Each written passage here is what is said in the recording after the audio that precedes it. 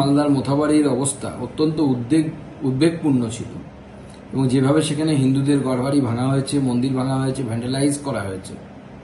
ভয়ঙ্কর পরিস্থিতির দিকে যাচ্ছিল পশ্চিমবঙ্গ, যাচ্ছে এখনো, এবং মালদার মোথাবাড়িতে সেই ধরনের ঘটনা ঘটছে। গতকাল রাত থেকে এই বিষয়টি নিয়ে আমরা চিন্তিত ছিলাম এবং আমি ব্যক্তিগতভাবে মাননীয় গভর্নরের সাথে কথা বলি, সিবি আনন্দ বোসের সাথে কথা বলি, মাননীয় গৃহমন্ত্রীজির কার্যালয়ে যোগাযোগ করি, মাননীয় অমিত শাহজির অফিসের সাথে যোগাযোগ করা হয় এবং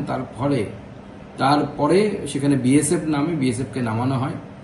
এবং বিএসএফের টহলদারির ফলে এই যে যারা জেহাদিরা, যারা রাস্তায় নেমে এই ধরনের কথা বলছিল, যারা হিন্দুদের উপর অত্যাচার করছিল, সেটা কিন্তু বন্ধ হয়েছে। তবে এই ধরনের ঘটনা বারবার কেন হচ্ছে এবং মমতা বন্দ্যোপাধ্যায়ের শাসিত পশ্চিমবঙ্গে কেন হচ্ছে, এই বিষয়ে কিন্তু বাংলার সমগ্র সমাজকে, বাংলার শিক্ষিত, রুচিশীল